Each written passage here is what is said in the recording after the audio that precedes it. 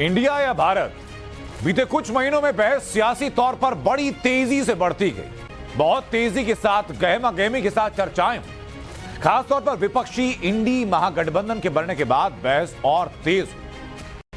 खबर यह कि एनसीईआरटी ने 12वीं की किताबों में एक बड़ा बदलाव कर सकता है। इन किताबों में इंडिया नहीं, भारत लिखे जाने का सुझाव एक्सपर्ट कमेटी ने दिया है।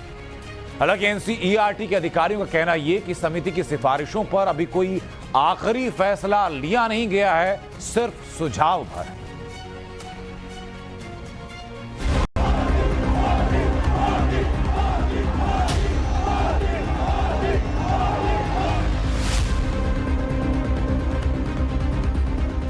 समुद्र के उत्तर में और हिमालय के दक्षिण में जो देश है उसे भारत कहते हैं।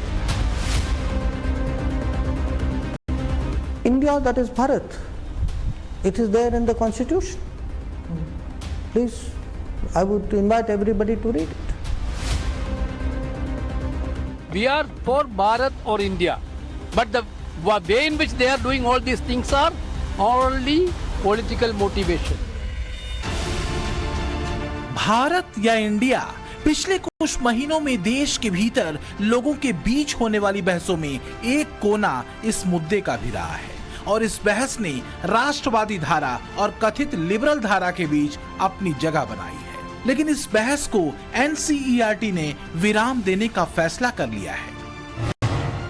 तो एनसीईआरटी का इंडिया प्लान क्या है? वो प्लान ये है कि आने वाले दिनों में एनसीईआरटी के पाठ्य पुस्तकों में इंडिया के बजाय भारत नाम का इस्तेमाल होगा। एनसीईआरटी नई शिक्षा नीति के तहत पाठ्यक्रम में बदलाव कर रहा है। इसके लिए 19 सदस्यों की एक कमेटी बनाई गई थी और कमेटी ने ही ये सुझाव दिया है कि पाठ्य पुस्तकों में इंडिया की जगह भारत शब्द लिखा जाए। क्या एनसीईआरटी की पाठ्य पुस्तकों में इंडिया का नाम अब गायब हो सकता है और उसकी जगह भारत नाम ही दिखाई दे सकता है, क्योंकि सिलेबस में बदलाव के लिए बनाई गई कमेटी ने इंडिया की जगह भारत नाम के शब्द के इस्तेमाल का सुझाव दिया है। दरअसल भारत या इंडिया नाम पर बहस वैचारिक कम और राजनीतिक ज्यादा हो चली है। भारत नाम पर ऐतिहासिक दस्तावेजों, प्रमाणों और तथ्यों को सुनने के बजाय विपक्ष इसे बीजेपी और संघ का एजेंडा बताता रहा है।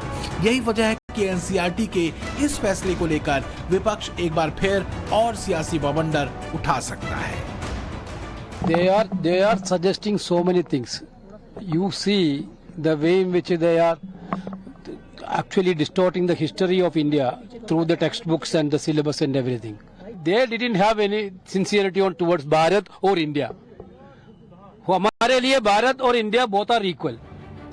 कोई भी कह सकता है नाम में क्या रखा है, लेकिन सच ये है कि इंडिया बनाम भारत की लाइन पर बहस भारत को स्वतंत्रता मिलने के बाद से शुरू हो गई थी। वर्ष 1949 में जब संविधान सभा देश का संविधान बना रही थी, तब भी देश के नाम को लेकर मतभेद हुआ था। कुछ सदस्यों का मानना था कि इंडिया नाम औपनिवेशिक उत्पीड़न की याद दिलाता है, लिहाजा उन सदस्यों ने इंडिया के बजाय भारत को आधिकारिक दस्तावेजों में शामिल किए जाने पर जोर दिया था। हालांकि बाद में भारतीय संविधान के अनुच्छेद 1 में दोनों ही शब्दों का इस्तेमाल हुआ, जिसमें कहा गया है कि इंडिया, जो कि भारत है, राज्यों का एक संघ होगा। तो क्या नए बदलावों में इंडिया शब्द अब एनसीईआरटी के टेक्स्ट बुक से पूरी तरह गायब हो जाएगा? इसमें कोई दो राय नहीं है कि समय के साथ इंडिया और भारत नाम को राजनीतिक तौर पर अपनी विचारधारा के हिसाब से ज्यादा इस्तेमाल किया गया। कुछ एक्सपर्ट्स मानते हैं कि भारत नाम का इसलिए कमतर इस्तेमाल किया गया क्योंकि भारत व्यापक अर्थों में प्राचीन भारत की परंपरा, संस्कृति से जुड़ता है। सनातन संस्कृति से भारत का सीधा जुड़ाव है। भारत का उल्लेख सनातन ग्रंथों में मिलता है। विष्णु पुराण में भी भारतवर्ष का जिक्र है। हमारे यहाँ विष्णु पुराण में कहा गया है, ये किसी भाजपा वाले ने नहीं लिखा है। विष्णु पुराण में कहा गया है, उत्तरम यत् समुद्रस्य हिमाद्रश्च दक्षिणम वर्ष तद भारतम नाम भारती यत्र संतति ही। यानी समुद्र के उत्तर में और हिमालय के दक्षिण में जो देश है उसे भारत कहते हैं तथा उनकी संतानों को भारती कहते हैं। तो क्या कथित, जहां तक इंडिया नाम का सवाल है तो कहते हैं कि जब मध्य युग में तुर्क और ईरानी आए तो वो सिंधु घाटी के रास्ते से आए। अरबी भाषी लोग स को हा बोलते हैं, इसी वजह से सिंधु को हिंदू कहा गया और हिंदू में रहने वाले लोग हिंदुस्तानी हो गए।